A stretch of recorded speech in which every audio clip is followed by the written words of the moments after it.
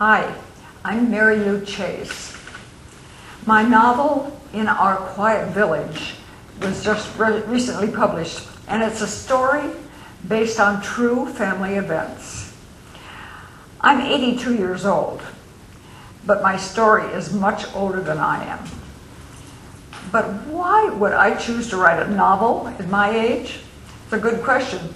I think the big basic reason I had to write this book is that as a kid and even beyond, I had a problem with my mother.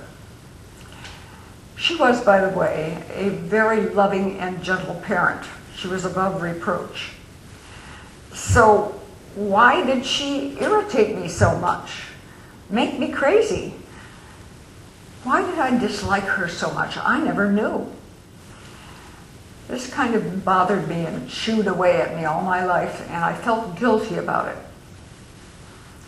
When she was 90 years old, in a strange outburst, my mother revealed a secret she had held on to for 74 years. She told me for the first time that she had witnessed her father's suicide when she was 16 years old, and that it was a shameful, terrible thing for her. She and her little brother were left alone with this crazed stepmother. All my life, she told me that her father had died of melancholia. Now, the weight of this mystery and the information lay very heavily on my heart and my mind for years and years.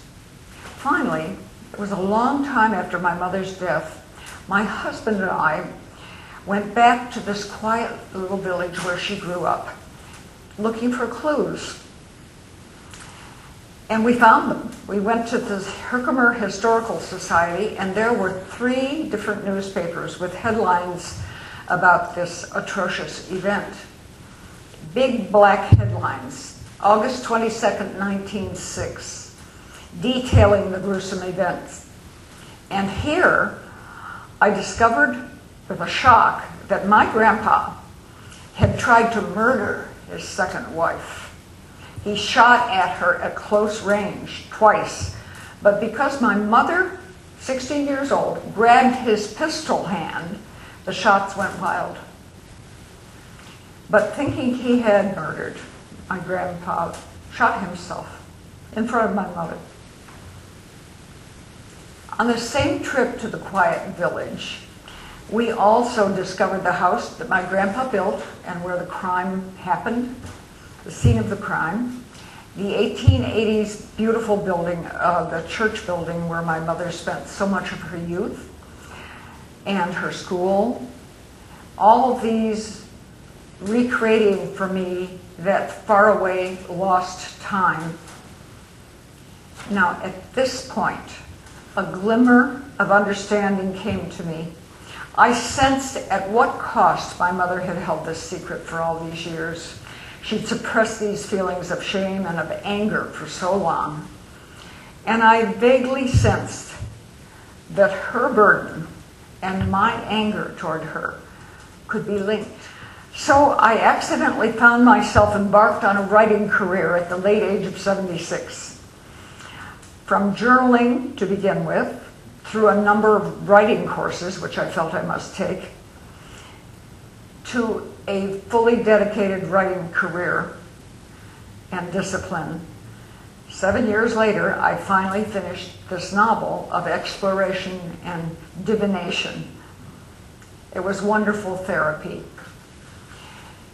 Besides the fleshing out of heretofore only imagined family members, the excitement of research on the happenings of the time, the social repression, the struggle for women's rights, the birth of the labor movement, the advent of the automobile and the telephone, and medical discoveries of the time, like the cure for diphtheria, which happened in the 19th century. All of these elements were fascinating, and they drew me back to that time, and it was like a fantastic adventure. The book, In Our Quiet Village, opens as my grandpa arrives in this country from Germany. 18 years old, uneducated, but with great dreams of opportunity and a good life here. In the book, his name is Carl. He falls in love with the daughter of another immigrant family, Susanna, and they marry against the will of her father. They're poor and struggling, but they have eventually 2 children, Minna, who becomes my mother, and her little brother, Hans.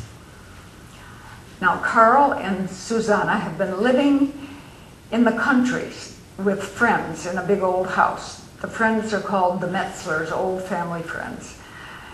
And they're living there in order to save money because they're very poor.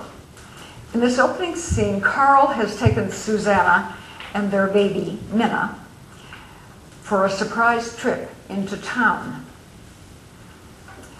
The horse picks its way carefully down the slithery, ice-rutted road leading to the bridge. The sun has come out, transforming the world into a glittering scene with a myriad of prisms reflected off the landscape. Susanna, nearly blinded by the glare, shades her eyes with her gloved hand. "Why are we turning here? I thought we were going to town." Carl pulls up on the reins. He takes a deep breath. "They call this area Fairview. And you can see why. Look, you can see the river from here." He takes Susanna by the shoulders. "Susa, I have made an offer to buy this property. These 3 lots. He gestures ahead. He gazes anxiously into her face. Her mouth drops open and she frowns in bewilderment. "But how can we? We don't have enough." Carl takes her face in his cold, rough hands. "It is a miracle, Susa. A man named Panetta bought these lots 18 months ago. But you know, last year he lost his mind as they had to put him in a home. His nephew wants someone to take over the payments. No down payment. We can do it. It's not that much." Susanna blinks. But, Carl interrupts excitedly. "Maybe by next spring we can start." His words tumble out. "By this time I will be an American citizen and a property owner." He impetuously leans over and kisses Susanna's nose. "Look, they already planted a peach tree." Susanna's expression of doubt and anxiety begins to fade. She looks at the slender little tree in its coat of ice. She turns to her husband with a timid, hopeful smile. "If you believe we can do it, so do I." So Carl does build them a beautiful house. It still stands. My husband and I have visited it.